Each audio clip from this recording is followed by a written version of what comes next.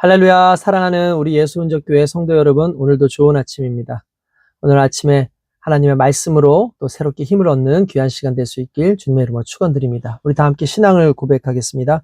전능하사 천지를 창조하신 하나님 아버지를 내가 믿사오며 그 독생자 우리 주 예수 그리스도를 믿사오니 이는 성령으로 잉태하사 예언대로 처녀의 몸에서 나시고 나를 위하여 고난을 받으사 십자가에 못 박혀 죽으시고 장사한 지 사흘째에 죽은 자 가운데서 다시 살아나시며 하늘에 오르사 전능하신 하나님 우편에 앉아 계시다가 거기로부터 산자와 죽은 자를 심판하러 오시리라. 성령을 믿사오며 거룩한 공교회와 성도가 서로 교제하는 것과 죄를 사하여 주시는 것과 몸이 다시 사는 것과 영원히 사는 것을 믿사옵나이다. 아멘. 오늘 함께 은혜 받으실 하나님의 말씀은 갈라디아서 5장 16절에서 18절까지의 말씀을 우리가 함께 보도록 하겠습니다. 내가 이르노니 너희는 성령을 따라 행하라. 그리하면 육체의 욕심을 이루지 아니하리라.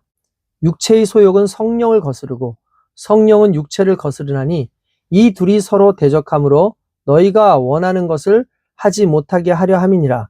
너희가 만일 성령의 인도하시는 바가 되면 율법 아래 있지 아니하리라.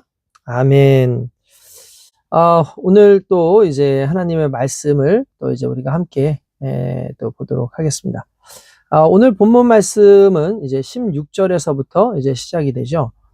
내가 이르노니 너희는 성령을 따라 행하라. 그리하면 육체의 욕심을 이루지 아니하리라 라고 되어 있습니다. 성령을 따라 행하라 라는 말은 성령으로, 심지어 여기에서는 좀 강력한 의미로 얘기를 한다면 성령 충만이라는 개념이에요. 여러분, 성령 충만이라는 개념이 무슨 의미입니까?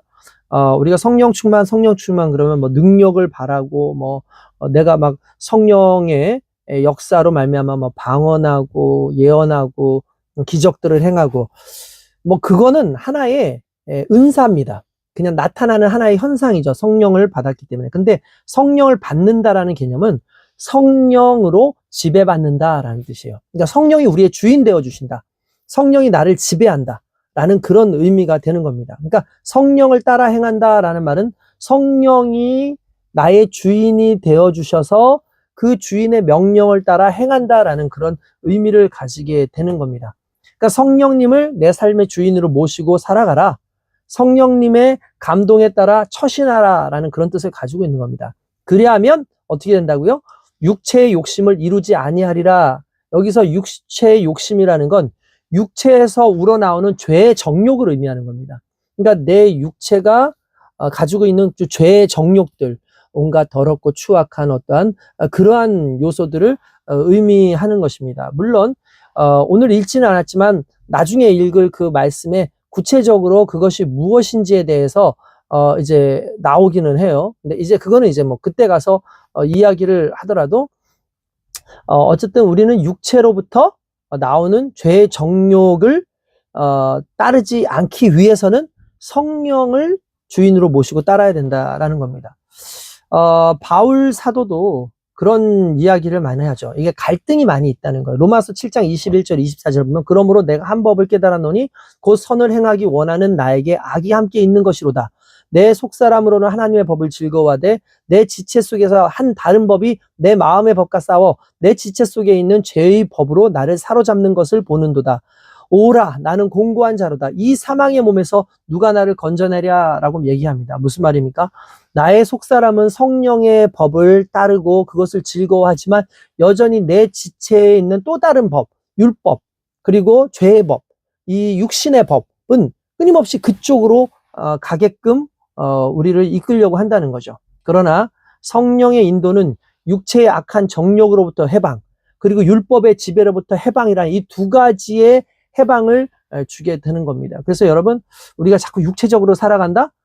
어떻게 하면 좋아요? 어쩌면 다른 거 없습니다. 그냥 성령 안에서 살아가면 돼요. 그러니까 성령께서 원하시는 게 무엇인지를 따라가면 기회 비용에 있어서 이것을 하는 동안에 다른 걸 할 수 없잖아요.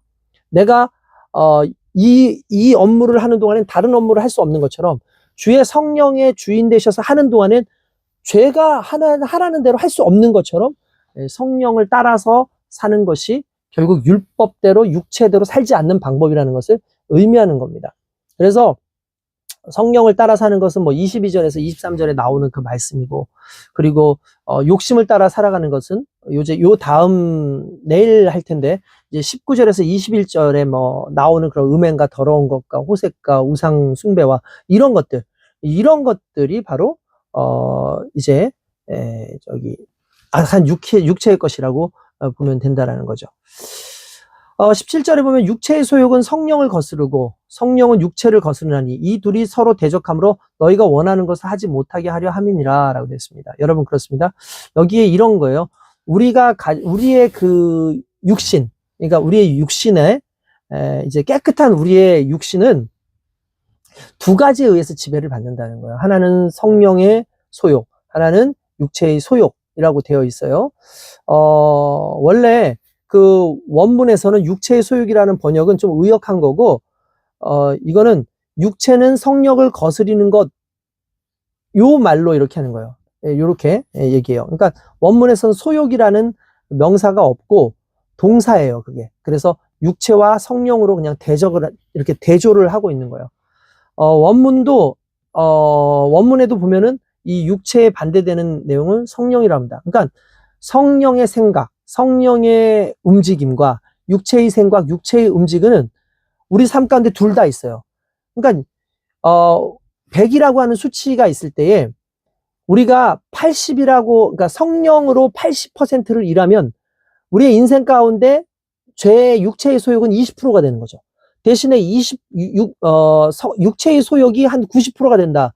그러면 성령의 생각과 소욕은 우리는 10%밖에 안 되는 거죠. 그러니까 이런 식으로 프로테지 싸움인 거예요. 그러니까 누구를 더 따를 것이냐, 성령을 더 따를 것이다, 뭐 육체를 더 따를 것이다. 결국 서로가 서로를 견제하고 서로를 방해하는 거죠.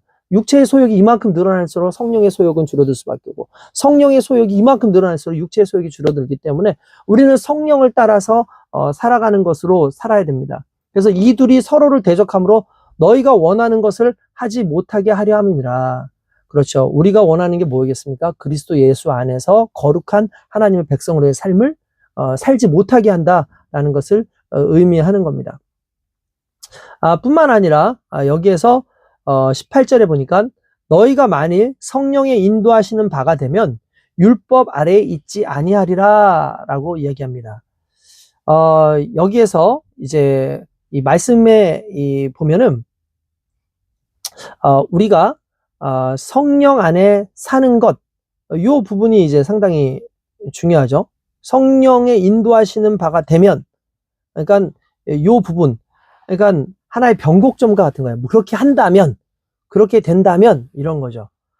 육체와 성령의 대적 관계에서의 해결책이 이 본절에서 기록되어 있는데, 내용으로 본다면 바울도 아까 전에 말씀드렸던 그 7장, 로마서 7장 24절에 막 그런 탄식한다고 하지 않았습니까? 내가 마음으로는 내가 성령의 즐거움을 원하지만 내 육신이 연약해가지고 계속해서 그런 육체의 소욕이 있다. 막 서로 갈등하잖아요. 이 사망의 공고함에서 누가 나를 구원하랴라고 그렇게 해서 얘기하면서 이렇게 대적 관계로 이렇게 되어 있는 것을 이야기를 합니다. 그러나 여기에서 바울이 말하고자 하는 건 결국 핵심 거예요. 그래서 그렇기 때문에 성령 충만을 받아야 된다. 그러니까 이런 거예요. 내가 성령을 따를 거야? 내가 육신을 따를 거야? 그게 우리 가운데 계속 고민이 돼요. 그런데 여기에서 성령의 충만을 받으면 여러분 이건 너무나 놀라운 거죠. 성령의 생각과 육신의 생각을 내가 육신적으로, 그러니까 나의 그 몸이 막 이렇게 생각을 하면 고민이 되잖아요. 근데 그게 아니라 성령의 충만은 fulfill, 그러니까 성령이 저한테 그냥 가득 차 있는 거예요. 성령이 완전히 가득 차 있으면 그걸 성령 충만이라고, 성령 충만은 성령이 지배하신다는 거죠. 성령이 지배하시면 고민할 필요가 없는 거죠. 성령대로 살아야 된다, 육체대로 살아야 된다, 그럴 필요가 없어요. 성령에 지배되어 있으니까 그냥 우리는 육신과 상관없이 성령이 원하시는 대로 살게끔 되어 있다는 거죠. 그러면 이제 우리가 어떠한 그 육신의 행동, 육신의 행함과 상관없이 구원받은 하나님의 자녀로서의 정체성과 그 능력으로 살기 때문에 여기서 나온 대로 만일 성령의 인도하시는 바, 그러니까 성령의 지배하시는 바, 성령이 충만하시는 바가 되어서 성령이 우리를 이끌어 가신다면 율법 아래 자연스럽게 있지 않다. 무슨 말입니까? 아까 전에 육신의 소욕 그런 거 있죠. 육신의 소욕, 육신의 노력은 뭘까요? 율법을 지켜야 된다. 또 율법을 지켰으면 또다시 또 죄를 짓는 쪽으로 가고, 또다시 또 그럼 또 율법을 지켜야 되고, 이런 반복되어진 어떤 그런 율법 아래 존재하지 않고 오직 성령으로 말미암아 그분 안에서 사랑의 놀라운 능력이 우리 삶 가운데 드러날 수 있다라는 것을 의미하는 겁니다. 그래서 여러분, 육체를 따라 방탕한 삶을 살지 말고, 또 육체와 성령 가운데서 갈등하는 비참한 크리스찬이 되지 말고, 우리가 오늘도 기도할 때 성령님 나로 하여금 충만하여 주시옵소서, 나를 지배해 주십시오, 저를 인도해 주십시오. 성령이여, 그러니까 내 노력으로 내가 결단해서 이렇게가 아니라 성령이 나를 지배하셔서 주관하셔서 나를 끌고 가 주시옵소서가, 이게 오늘 우리 기도의 목적이 되어야 될 줄로 믿습니다. 여러분, 그렇게 기도하면요, 하나님께서 그 기도를 통해서 성령이 나의 주인 되어지시는 귀한 은혜와 복을 허락하실 줄로 믿습니다. 오늘 하루도 그렇게 승리하시기 바랍니다. 거룩하신 하나님 감사합니다. 성령의 충만함 가운데 살아가게 하시고, 성령 안에서 온전히 살아갈 수 있도록 인도하시고, 성령 안에서 정말 믿음의 백성으로 살아감으로, 주님, 성령대로 행할까 육신대로 행할까라는 그 고민이 아니라 성령의 지배하심이면 자연스럽게 우리의 육신이 그렇게 하나님 앞에 맞춰져 가는 그런 삶을 사는 것처럼 오늘도 우리에게 충만한 역사 일어나게 하여 주시옵소서. 예수님의 이름으로 기도드리옵나이다. 아멘. 할렐루야. 오늘 하루도 승리하시길 주님의 이름으로 축원드립니다.